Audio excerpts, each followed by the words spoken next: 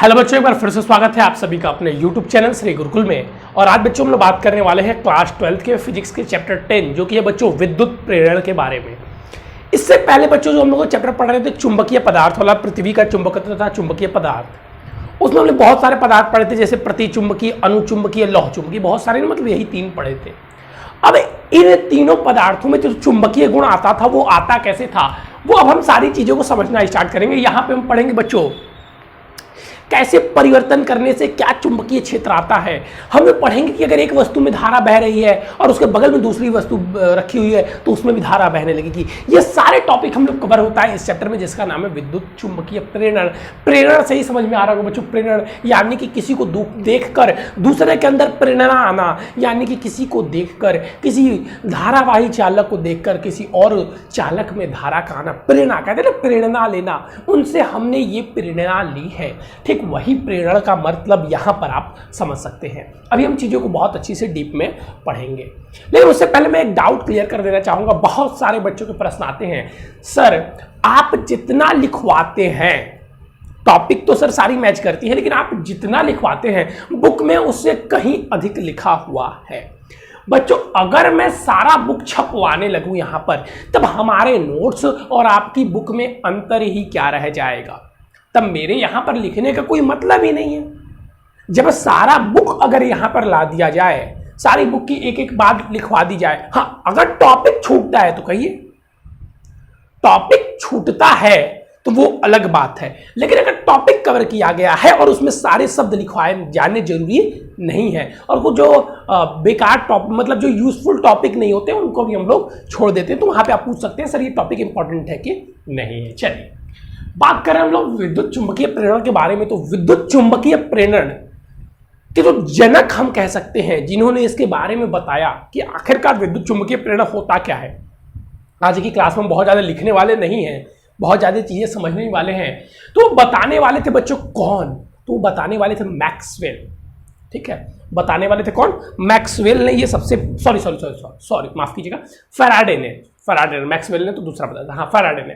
तो ये बताने वाले सबसे पहले कौन थे, तो बताने वाले सबसे पहले फैराडे थे। फैराडे ने सबसे पहले बताया कि अगर, उन्होंने 2-3 प्रयोग करके दिखाए और उन्होंने बताया कि अगर किसी चुंबकीय कोई धारावाही चालक है, कोई धारावाही चालक है, यदि उसके विद्युत फ्लक्स में परिवर्तन किया जाएगा, यदि किसी बंद परिपथ धारा, यदि किसी धारावाही चालक के वैद्युत फ्लक्स में परिवर्तन किया जाएगा, वैद्युत फ्लक्स में, चुंबकीय फ्लक्स में परिवर्तन किया जाएगा। बार बार वैद्युत याद आ जाता है ना, वैद्युत में बहुत पहला चैप्टर था और ये फिर उसी से रिलेटेड है, तो वैद्युत आ जाता है, लेकिन चुंबकीय, ठीक है।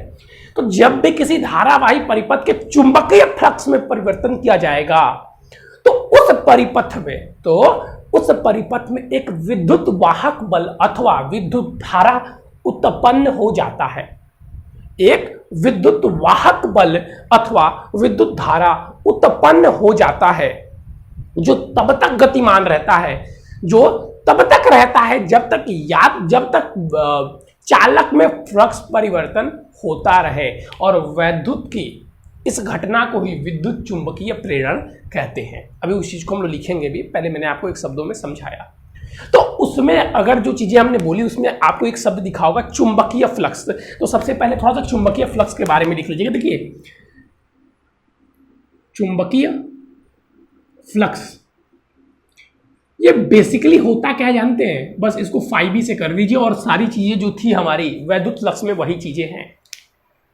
ठीक है, सारी वही चीजें हैं, लेकिन लिखने का तरीका अगर मान लीजिए इसका डिफिनीशन लिखने को आ गया तो कैसे लिखेंगे, तो लिखेंगे हम लोग कि किसी एक समान चुंबकीय क्षेत्र में, मतलब ऐसा क्षेत्र जहां पर, ऐसा चुंबकीय क्षेत्र जो कि एक समान है। एक समान मतलब क्या होता है, हर स्थान पर उसका जो परिमाण है वो क्या है, सेम है, और जो दिशा है वो क्या है, समान।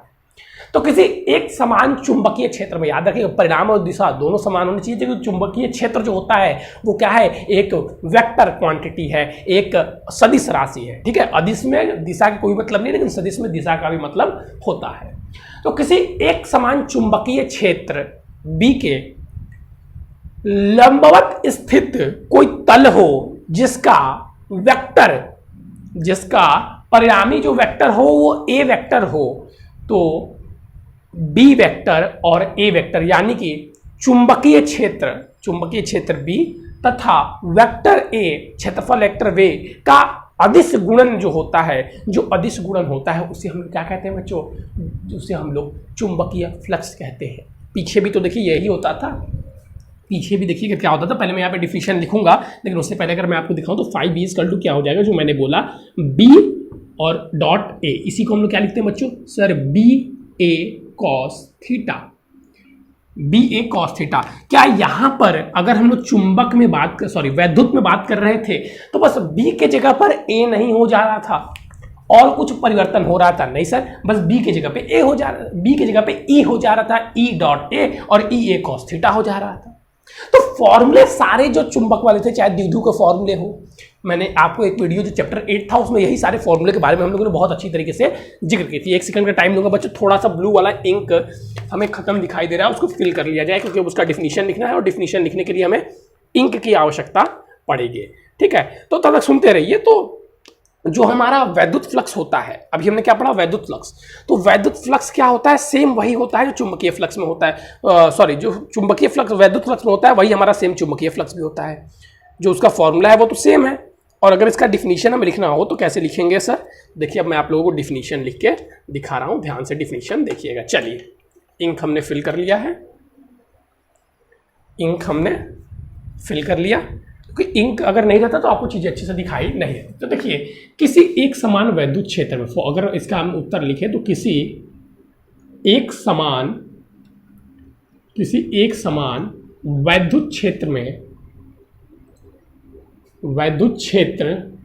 बी में कोई तल बी में स्थित लंबवत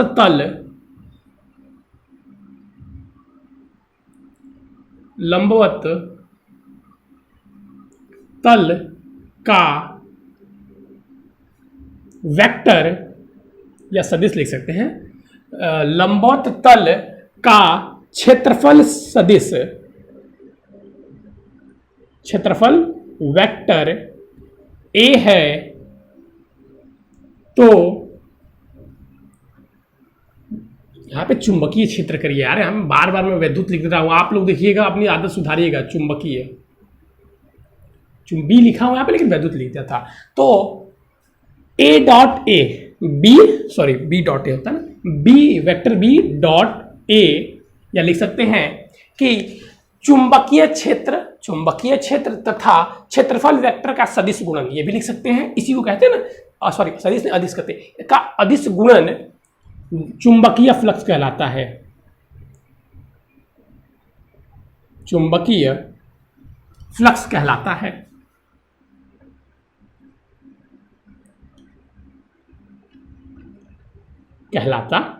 ठीक है, ये रहा उसका फॉर्मूला। जल्दी से इसको फॉर्मूला नोट कर लीजिए, ये कर लीजिए। तब जो चैप्टर का नाम है विद्युत चुंबकीय प्रेरण, हम उसको पढ़ेंगे, जो कि सबसे पहले मैंने आप लोगों को थोड़ा सा हिंट देकर समझाने का प्रयास किया था। देख लीजिए, चलिए जल्दी से इसका स्क्रीनशॉट लीजिए, जिसको लिखना है भाई लिख लीजिए।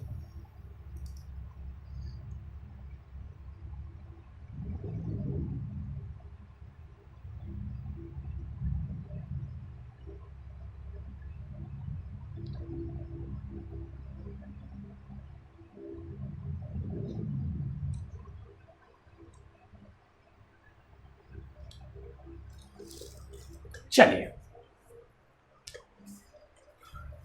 अब हम लोग लिख रहे हैं यहां पर, देखिए दो चीजें, यहां पर हम 2-3 चीजों का डिफिनीशन यहां से आपको मिलेगा एक ही साइड से। वहां पर क्या क्या मिलेगा, सबसे पहले हम लोग को कुछ चीजों के बारे में जाननी होगी। अभी हम लोग प्रयोग भी करेंगे, सबसे पहले हम प्रयोग करके आपको बताते हैं, फिर हम डिफिनीशन लिखेंगे, क्योंकि पहले प्रयोग समझ में आ जाए तो फिर डिफिनीशन समझना बहुत ही आसान होता है। तो देखिए, जैसा कि हम कहते हैं, बेसिकली किसी भी चीज की अगर बात की जाए, किसी भी चीज की, फिजिक्स की जो भी क्वांटिटी हो, जो भी उत्पत्ति होती है, तो वो किसके थ्रू होती है, प्रयोग के थ्रू होती है। साइंस और बेसिकली फिजिक्स की अगर बात की जाए तो ऐसा कोई चैप्टर नहीं है जिसकी उत्पत्ति बिना प्रयोग के हो गई हो। भाई साहब, फिजिक्स क्या है? अब ये पेन नीचे, ये मार्कर नीचे गिर रहा है, फिजिक्स है। ये मार्कर सीधे जा रहा है, फिजिक्स है। ये हाथ ऊपर जा रहा है, फिजिक्स है। सब क्या है, फिजिक्स है। ये लिखे हुए इंक का ब्लैक बोर्ड के साथ चिपकना भी क्या है, फिजिक्स है। अब कहेंगे फिजिक्स कैसे है? इनके बीच का ससंजक बल आसंजक बल से अधिक है, इसलिए चिपका हुआ है मार्कर का इंक ब्लैक बोर्ड के साथ। तो ये सारी चीजें क्या है? फिजिक्स है। समझ रहे हैं ना? तो फिजिक्स में कोई भी नया चैप्टर आता है तो बिना प्रयोग के आना असंभव है। तो इसमें कैसा प्रयोग हुआ, देखिए इसका प्रयोग मैं आप लोगों के साथ सिद्ध करके बता रहा हूं। क्या हुआ था, दो प्रयोग यहां पे आपके साथ मैं शेयर करूंगा, दोनों प्रयोग को ध्यान से देखिएगा। प्रयोग एक, प्रयोग समझ में आ जाएगा तो चीजें आपको समझ में आ जाएंगी। अब ये प्रयोग तो जैसे और सारे प्रयोग लिखे होते हैं कि जो प्रयोग हैं वो गलती से हो गए, आधी उत्पत्ति, आधी नहीं कह सकते हैं 75% फिजिक्स गलती से है, 25% जो फिजिक्स है वो गलती पढ़ने के बाद से उत्पन्न किया गया है। ठीक है सर, गलती से देखिए, गलती से ही एक सब्जेक्ट बन जा रहा है। ठीक है, तो प्रयोग एक क्या था हमारा कि एक वैद्युत परिपथ था। ठीक है, एक वैद्युत परिपथ ले लीजिए आप, जैसा भी एक ऐसी परिपथ था जिसमें ऐसे कुंडलियां बनी हुई थी। अब मुझे बनाने का नहीं आता है, जो मैं बना दे रहा हूं बहुत ठीक है, अगर गलत होगा तो माफ़ी चाहूँगा। ये यहाँ से कुछ ऐसे कर देंगे तो ज़्यादा अच्छा लगेगा ना, और ये ऐसे, चलिए जो बन गया बन गया। और ये बंद था, ये परिपथ कुछ ऐसा था। तो अभी मेरा गलत बना हुआ है, इसमें इसकी सहायता से मैं समझा नहीं सकता, थोड़ा सा और क्लियरिटी मुझे देना होगा। देखिएगा, ये परिपथ है, क्या है जो चीज़ मैं बना रहा हूँ, परिपथ है। और यहाँ पे एक धारा मापी लगा लीजिएगा, क्योंकि बिना धारा मापी के मैं उसको सिद्ध कैसे करके दिखाऊंगा। ठीक है, यहाँ पे एक धारा मापी लगा हुआ है, ये क्या है?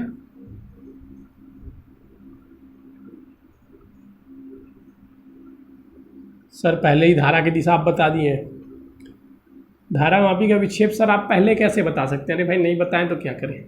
देखिए कुछ ऐसे ही था, बेसिकली हमसे बन नहीं रहा है, बुक फिगर उतना अच्छा हम बना नहीं पाते हैं, इसको भी साइज के कर देते हैं। ये क्या है? ये कुंडलियां हैं, सिंपली समझ सकते हैं। ये कुंडली मतलब तार है, उसको कुंडली के रूप में ऐसे ऐसे ऐसे ऐसे कन्वर्ट किया गया है।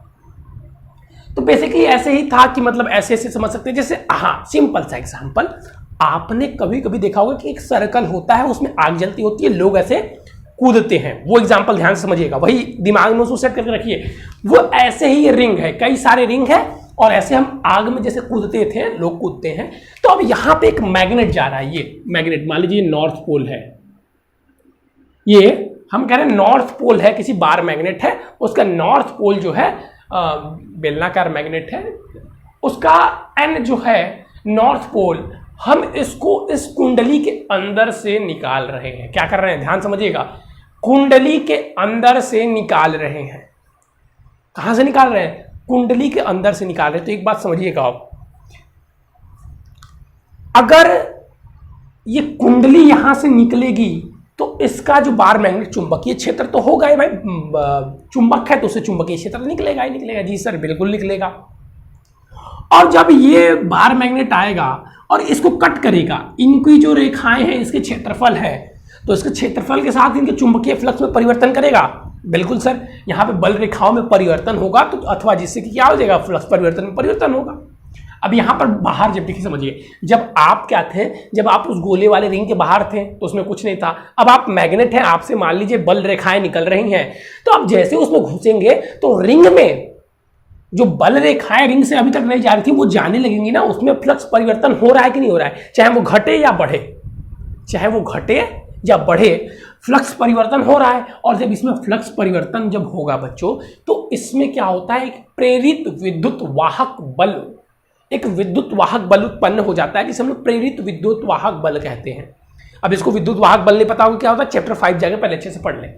तो प्रेरित विद्युत वाहक बल होता है। सर विद्युत वाहक बल क्या होता है, फिर से बता दें। एकांक आवेश को पूरी परिपथ से सेल तक, पूरे परिपथ में सेल सहित ले जाने में किया गया कार्य विद्युत वाहक बल कहलाता है। तो इसको जब यहां से यहां तक लेके जाते हैं तो इसमें एक विद्युत वाहक बल उत्पन्न हो जाता है, जिसे हम लोग प्रेरित विद्युत वाहक बल कहते हैं। और यदि यह कुंडली बंद होती है, यदि यह परिपथ बंद होती है, तो इसमें धारा बहने लगती है, जिसे हम प्रेरित धारा कहते हैं। जिसे हम प्रेरित धारा कहते हैं। तो हमारी आपको कुंडली परिपथ बंद दिखाई दे रहा होगा और हम इससे क्या ला रहे हैं, नॉर्थ पोल ला रहे हैं। तो फिर मैंने आपको उसी चैप्टर में ऐसे डिजाइन बनाना समझाया था कि ऐसे आपको बनाना आना चाहिए, और आना चाहिए ऐसे डिजाइनदार आपने बना दिया। तो ये मतलब ऐसे नॉर्थ पोल ला रहे हैं, तो धारा किधर की हो जाएगी, देखिए भाई धारा किधर की हो जाएगी सर, धारा इधर की हो जाएगी। और धारा जब इधर की हो जाएगी तो सारे परिपथ में आप धारा का मान ऐसे ऐसे लगा सकते हैं, आपको कोई कुछ बोलने वाला नहीं होगा। ठीक है, चलिए ठीक है सर। अरे सॉरी, यहाँ पे मैंने ये इधर आ रही है तो ऐसे जाएगी ना। चलिए दोनों तरफ से कैसे आ सकती है। तो सिंपली ये था कि अगर वैद्युत बल चुंबकीय बल रेखाओं में परिवर्तन हुआ, यानी कि वैद्युत फ्लक्स में परिवर्तन हुआ, तो इसमें एक वैद्युत बल उत्पन्न हो जाता है। और उस जो वैद्युत बल उत्पन्न होता है, ये प्रयोग किसने किया था, तो ये फैराडे ने किया था। और जो वैद्युत बल उत्पन्न होता है, अगर इस परिपथ बंद है, अगर ये परिपथ खुला रहता है तो इसमें वैद्युत बल ही उत्पन्न होता है, वैद्युत धारा नहीं। लेकिन अगर परिपथ बंद है तो इसमें एक धारा बहने लगती है जिसे हम प्रेरित वैद्युत धारा कहते हैं। ठीक है, अब देखिए ये इसमें दो कॉन्सेप्ट काम करते हैं। पहला, आप इसके साथ अगर साउथ पोल लाएंगे तब भी सेम चीजें होगी, उसमें भी क्या होगा, बस धारा की दिशा बदल जाएगी। अब डिजाइनदार उसमें एस बना के देख लीजिएगा। और जब हम मैग्नेट को ला रहे हैं, ध्यान से समझिएगा, जब हम मैग्नेट को यहां से अंदर ला रहे हैं तब क्या हो रहा है, वैद्युत बल रेखाओं में परिवर्तन हो रहा है। अब मान लीजिए कि हम इसको अंदर, ये पड़ा हुआ था, ये मैग्नेट अंदर पड़ा हुआ था, अब हम इसको निकाल ले बाहर, तब भी क्या वैद्युत बल रेखाओं में परिवर्तन नहीं होगा। अधिक बल वैद्युत फ्लक्स अधिक होगा यहाँ पे, अब कम हो जाएगा। परिवर्तन सबको मतलब है, कम या ज्यादा से मतलब नहीं है। तो जी सर बिल्कुल, बाहर निकालेंगे तब भी तो परिवर्तन होगा, बाहर निकालेंगे तब भी तो परिवर्तन होगा। यानी कि दोनों स्थितियों में क्या होगा, दोनों स्थितियों में जो वैद्युत बल रेखाएं में परिवर्तन होगा तो होगा। तो दोनों स्थितियों में जो आपका प्रेरित वैद्युत धारा है या विद्युत वाहक बल है वो उत्पन्न होगा। बस फ्लक्स परिवर्तन होगा तो प्रेरित विद्युत वाहक बल या प्रेरित धारा उत्पन्न होगा। ठीक है, ठीक है सर। अब देखिए आप इसको कंडीशन देख सकते हैं, ये इस टाइम में हम ला रहे थे और जब लेके आ रहे हैं तब तो इसमें नॉर्थ हम बनाएंगे। और जब मान लीजिए हम लेके इसको भाग रहे हैं, ठीक है, ये पहला कंडीशन हो गया। अब हम इसको लेके जा रहे हैं, नॉर्थ पोल अंदर था, अंदर से इसको हम बाहर लेके भाग रहे हैं, तो इस स्थिति में ये साउथ पोल का काम करेगा। ठीक है, साउथ पोल की तरह इसमें से धारा जाएगी। तो साउथ पोल ऐसे डिजाइनर बनाने के लिए बोला था। तो ये देखिए साउथ पोल में एस का नीचे ऐसे कर देते हैं तो धारा की दिशा बदल जाएगी, सब में धारा की दिशा सब में बदल जाएगी। समझ रहे हैं, अब धारा ऐसे जाएगा तो ये जो था विक्षेप कैसे होगा, ऐसे होगा, और ये ऐसे होगा। चीजें समझ में आनी चाहिए, समझ में आ रही है कि नहीं आ रही है। नॉर्थ पोल हुई, लेकिन इसको अंदर से बाहर लेके जाएंगे, दूर लेके जाएंगे, तो इसमें जो धारा उत्पन्न होगी वो साउथ पोल के अनुसार उत्पन्न होगी। ठीक, यही कंडीशन हो सकता है हमारा साउथ पोल के साथ भी। पहला कि हम साउथ पोल को इस मैग्नेट के अंदर लेके आए, तो जब मैग्नेट को अंदर लेके आएंगे तब तो ये साउथ पोल के अनुसार ही उत्पन्न करेगा, जैसा कि अभी उत्पन्न कर रहा है। एस डिजाइनर बनाएंगे और फिर एस के यहां से कर देंगे और उसी के हिसाब से धारा को बहा देंगे। लेकिन अगर हम इसको दूर लेके जाएं तब ये भी क्या करेगा, ये नॉर्थ पोल की तरह व्यवहार करेगा। यानी कि जो एस है इसमें जो धारा बहेगी वो नॉर्थ के अनुसार बहाने के लिए डिजाइनर एन और एन की चोटी पर एस, यानी कि धारा इधर की ओर बहेगी। समझ में आया जी सर, समझ में आया। तो इनका पहला प्रयोग था, इन्होंने देखा कि हम चुंबक को एक स्थान से दूसरे स्थान तक लेके जा रहे हैं। चुंबक को अगर उसके अंदर से गुजारा जा रहा है तो एक वैद्युत बल उत्पन्न हो जा रहा है जिसे हम प्रेरित विद्युत वाहक बल कहते हैं, उत्पन्न हो जा रहा है। लेकिन दूसरा प्रयोग इन्होंने जब देखा, पहला प्रयोग तो इनका ये था। अब अगर आप किसी भी कंडीशन को देख ले रहे हैं कि अरे वाह भाई, फ्री में धारा उत्पन्न हो गई, धारा क्या हुई, फ्री में उत्पन्न हो गई। अगर हम चुंबक को अंदर से ले जाएं तो ये धारा फ्री में उत्पन्न हो गई, तब तो हम फ्री में बहुत सारी बिजली उत्पन्न कर सकते हैं, घर पे मीटर उटर लगाने की आवश्यकता ही नहीं है। इनके दिमाग में ये प्रश्न आया। प्रश्न तो भाई सही था, बात भी सही था, लेकिन आप समझिए कि अगर कोई व्यक्ति है जो उस आग वाले गोले से अंदर बाहर कर रहा है तो एक समय बाद हम कब तक कर पाएंगे, जब तक एनर्जी हमारे पास है। तो इस मैग्नेट को भी अंदर बाहर करने के लिए हमारे पास क्या चाहिए, एनर्जी चाहिए ना। तो फिर उस एनर्जी के लिए हमें क्या चाहिए, एनर्जी चाहिए।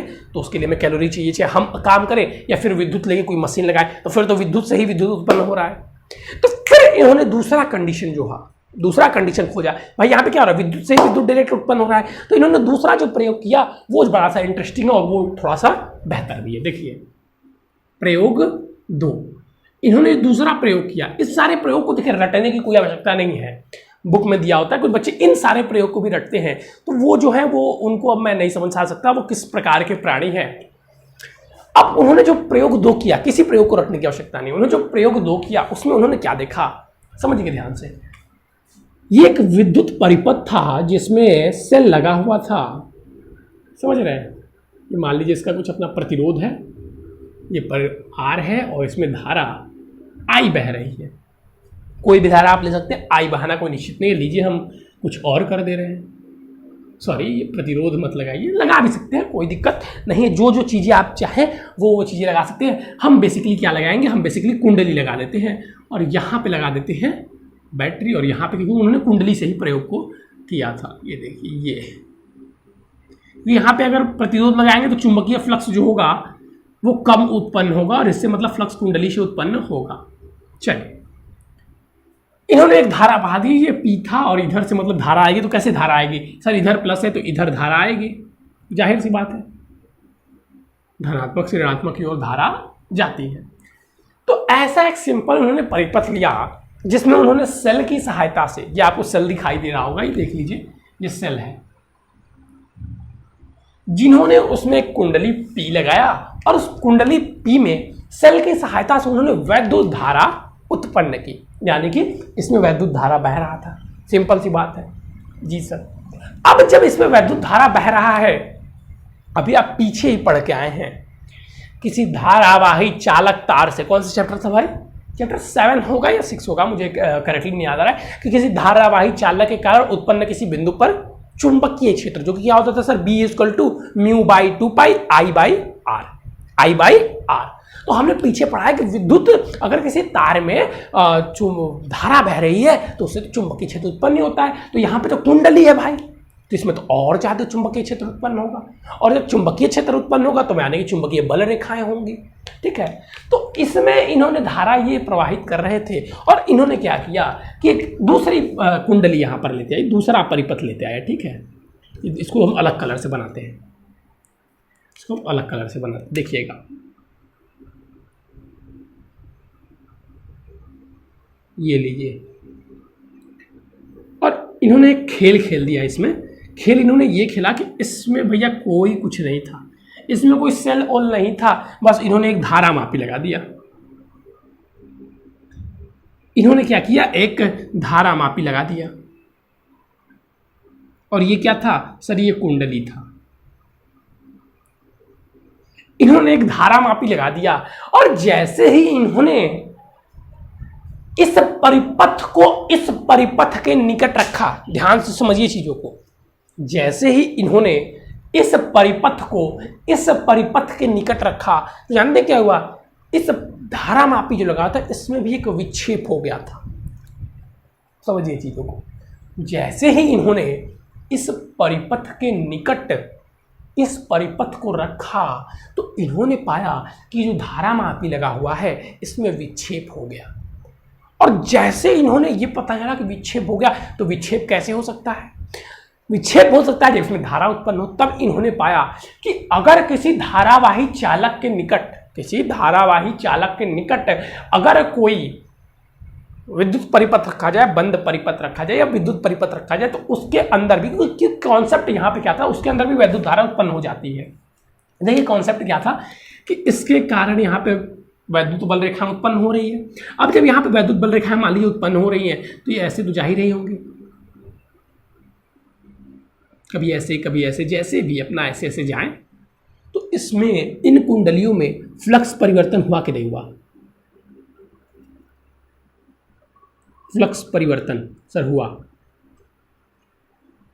और जब यहाँ पे फ्लक्स परिवर्तन हो रहा है, जब यहाँ पर फ्लक्स परिवर्तन हो रहा है, सिंपल सा कॉन्सेप्ट है, जब फ्लक्स परिवर्तन होगा तो वैद्युत धारा बहेगी, जो कि हम लोग पीछे देख के आए हैं। तो इसमें वैद्युत धारा बहती है लेकिन इसके विपरीत दिशा में बहती है। ये देखिए, इधर धारा ऐसे थी तो इधर धारा ऐसे, तो यानी कि जो विक्षेप होगा वो कुछ इस तरीके का होगा, ये दो प्रयोग थे आपके, दोनों प्रयोग देख लीजिएगा। तो इसमें भी वैद्युत धारा, इसमें भी वैद्युत बल उत्पन्न प्रेरित वाहक, इसमें भी विद्युत वाहक बल उत्पन्न हो जाता है। और यदि परिपथ बंद है तो उसमें एक धारा बहने लगती है जिसे प्रेरित धारा कहते हैं। ये दोनों जल्दी से लिख लीजिएगा, जल्दी से इस प्रयोग में जो आप लिखना चाहते हैं लिख लीजिए। फिर अब यहाँ पे हम जिक्र करने वाले हैं विद्युत चुंबकीय प्रेरण के बारे में, जो कि पूरे चैप्टर, बेसिकली चैप्टर का नाम है।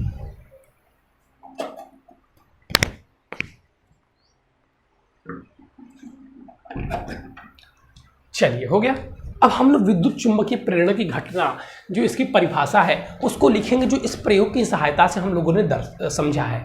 और इसे अगर आपसे कोई पूछे कि सबसे पहले बताया किसने था, तो किसने बताया था? सर फैराडे सर ने बताया था। किसने बताया था? फैराडे सर ने बताया था। इसे सबसे पहले किसने बताया था? तो फैराडे सर ने बताया था। चलिए, तो अब जो हम हेडिंग डालेंगे उसमें आपको अब यहाँ से चीज़ें लिखने के काम आएगी। यहाँ तक तो चीज़ें समझने में काम आ रही थी। बस एक कॉन्सेप्ट सिंपली याद रखना कि अगली वैद्युत बल रेखाएं में परिवर्तन हुआ है, यानी कि वैद्युत फ्लक्स, चुंबकीय फ्लक्स में परिवर्तन हुआ। यदि चुंबकीय फ्लक्स में परिवर्तन होता है, यानी कि चुंबकीय बल रेखाओं में परिवर्तन होता है, तो उस धारावाही कुंडली में धारा ये निश्चित बहेगी। कुंडली बंद है तो नहीं तो प्रेरित वाहक बल तो उत्पन्न ही होगा। तो यहाँ पे देखिए, लिखिएगा, अगर आपसे चाहे ये पूछे प्रेरित विद्युत वाहक बल, विद्युत वाहक बल या प्रेरित धारा या विद्युत चुंबकीय प्रेरण, चुंबकीय प्रेरण, कोई भी चीज आपसे पूछा जा सकता है। बेसिकली जो भी पूछा जाए उत्तर आपका सेम ही रहेगा, बस थोड़ा सा डिफिनीशन में कम चीजें लिखनी होंगी। तो यहां पे लिखेंगे, यदि किसी धारावाही, जैसे यदि किसी धारावाही कुंडली के, पहले इसको हेडिंग डालिए आप लोग, पहले हेडिंग डालिए।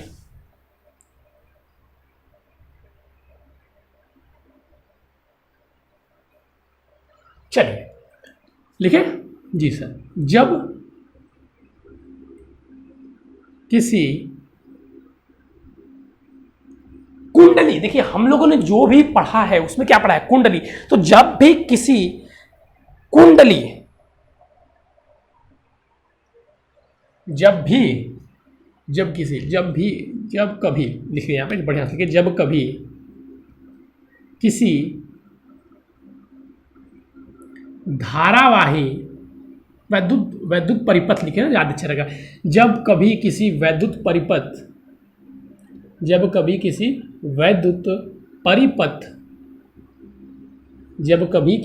परिपथ से गुजरने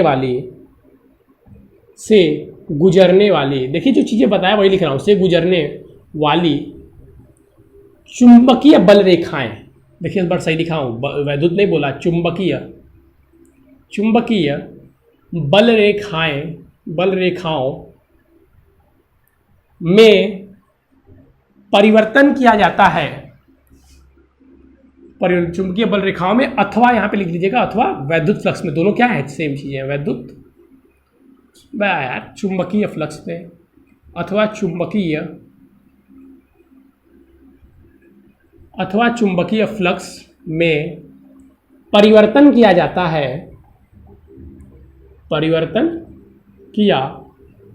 है, तो परिपथ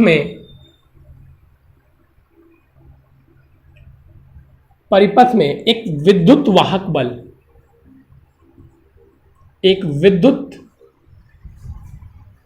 वाहक बल उत्पन्न हो जाता है, और यदि परिपथ बंद हो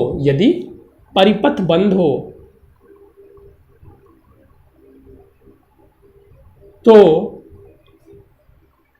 परिपथ में धारा बहने लगती है। धारा यानी कि विद्युत धारा, यहां पे लिख दे रहा हूं विद्युत धारा। परिपथ में विद्युत धारा बहने लगती है,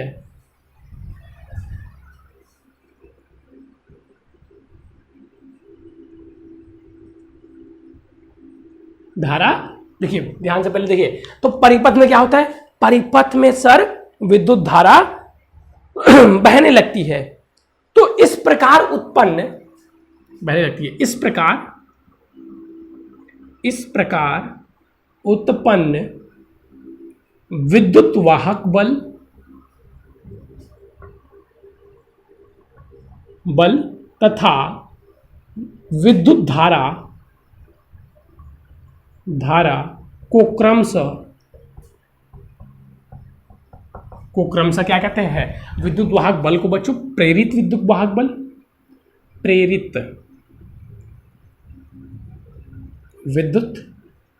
वाहक बल तथा प्रेरित धारा कहते हैं, तो ये उत्तर मिली आपको प्रेरित विद्युत वाहक बल और प्रेरित धारा का। दूसरा सर विद्युत चुंबकीय प्रेरण, और चुंबकीय प्रेरण क्या होता है कि इस घटना को ही हम लोग क्या कहते हैं बच्चों, विद्युत चुंबकीय प्रेरण कहते हैं। इसी घटना को हम लोग क्या कहते हैं, विद्युत चुंबकीय प्रेरण कहते हैं। ठीक है, लिख लीजिएगा एक पॉइंट और, इस घटना को हम लोग क्या कहते हैं। पहले यहाँ पे एक चीज और है, यहाँ पे अलग पेन से लिखिए, तो यहाँ पे एक अलग पेन से इंपॉर्टेंट पॉइंट है, उसको नोट करके लिख लीजिएगा, ब्लैक से मैं लिख देता हूं। यह धारा या विद्युत वाहक बल, यहाँ पे देख लीजिए ना, प्रेरित धारा तथा प्रेरित विद्युत वाहक बल, पहले प्रेरित विद्युत वाहक बल लिखिए, प्रेरित विद्युत वाहक बल या प्रेरित धारा परिपथ में तब तक विद्यमान रहती है, परिपथ में तभी तक विद्यमान रहती है, परिपथ में तभी तक विद्यमान रहती है जब तक वैद्युत फ्लक्स में, अरे यार चुंबकीय फ्लक्स में, जब तक चुंबकीय फ्लक्स में परिवर्तन होता रहता है,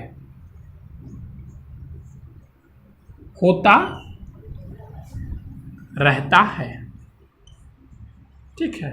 बस अब यहां पे लिख सकते हैं, यहीं पे आप डायरेक्ट लिख सकते थे, लेकिन एक पॉइंट ये अच्छा है, लिखना जरूरी है। इस घटना को वैद्युत चुंबकीय प्रेरण कहते हैं,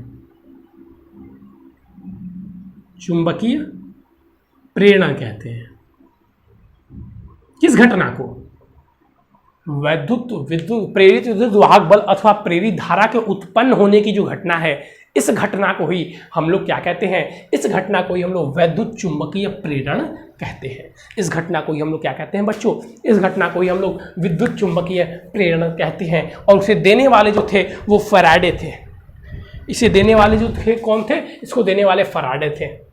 कब दिए थे, तो 1831, डेट नोट से आपको याद करने की जरूरत नहीं है, 1831 ईस्वी के आसपास इन्होंने ये चीजें डिस्कवर की थी। और इस डिस्कवरी से संबंधित इन्होंने अपना एक नियम भी दिया, जिसे हम दो नियम दिया, जिसे हम फैराडे का नियम कहते हैं, तो वो नियम बच्चों हम लोग कल की क्लास में पढ़ेंगे। आज की क्लास में आपको ये प्रेरित विद्युत वाहक बल, प्रेरित धारा और विद्युत चुंबकीय प्रेरण में जो कॉन्सेप्ट है वो समझ में आ जाना चाहिए, तभी आगे की चीजें आपको समझ में आएंगी। ठीक है, चैप्टर बहुत लंबा नहीं है, तब भी लंबा है। जो पीछे हम लोग चैप्टर पढ़ के आ रहे थे उनसे थोड़ा सा ये लंबा जाएगा, लेकिन कॉन्सेप्ट ये है कि ये कॉन्सेप्ट सबसे पहले आपको समझ में आना चाहिए, ना तो फिर आपको दिक्कत हो सकता है। ये कॉन्सेप्ट अगर आपको नहीं समझ में आएगा तो फिर आगे के चैप्टर आपको नहीं समझ में आएंगे। ठीक है बच्चों, ठीक है सर। तो चलिए आज के लिए बस इतना है बच्चों। एक चीज यहाँ पे आप लोग जो ध्यान दिए होंगे कि जब तक चुंबकीय फ्लक्स में परिवर्तन होता रहेगा तभी तक धारा विद्यमान रहेगा। जैसा कि मैंने पहले बताया था कि जब तक हम मैग्नेट को अंदर बाहर उस रिंग से करते रहेंगे तभी तक जो धारा उत्पन्न हो रही है वो होगी। जैसे ही हम अंदर बाहर करना बंद कर देंगे धारा रुक जाएगी। या जब तक हम लोग दूसरा हमने प्रयोग किया था, पहली कुंडली में धारा बहा रहे थे तो दूसरी कुंडली में धारा बहने लगी थी। जब तक हम लोग दूसरी कुंडली में धारा बहाएंगे तभी तक इसमें बहेगी। जैसे ही अगर हमने धारा बहाना रोक दिया तो दूसरी कुंडली में भी धारा बहना रुक जाएगा, बच्चों रुक जाएगा। यानी कि जब तक परिवर्तन होगा वैद्युत बल रेखाओं में या चुंबकीय फ्लक्स में, चुंबकीय बल रेखाओं में या चुंबकीय परिवर्तन होता रहेगा, जब तक चुंबकीय फ्लक्स में यहाँ फ्लक्स लिखना मैं भूल गया हूँ, जब तक चुंबकीय फ्लक्स में परिवर्तन होता रहेगा तब तक ही बच्चों जो प्रेरित विद्युत बल और प्रेरित धारा है वो उत्पन्न होती रहेगी, यानी कि धारा बहती रहेगी। ठीक है बच्चों, ठीक है सर। चलिए बच्चों, बस आज के लिए बस इतना ही, फिर मिलेंगे कल नए और इंपॉर्टेंट टॉपिक के साथ। लेकिन उससे पहले मैं बता देना चाहूँगा बच्चों कि अगर आप इस चैनल पर नए जुड़े हैं तो मैं इस चैनल पर हिंदी मीडियम के क्लास 10th और 12th की तैयारी बिल्कुल फ्री में कराई जाती है। अगर आप भी करना चाहते हैं तो सबसे पहले आपको चैनल को सब्सक्राइब करना होगा और डिस्क्रिप्शन में दिए गए व्हाट्सएप नंबर से भी जुड़ जाएगा। थैंक यू बच्चों, हैव अ नाइस डे। फिर मिलेंगे नए और इंपॉर्टेंट टॉपिक के साथ।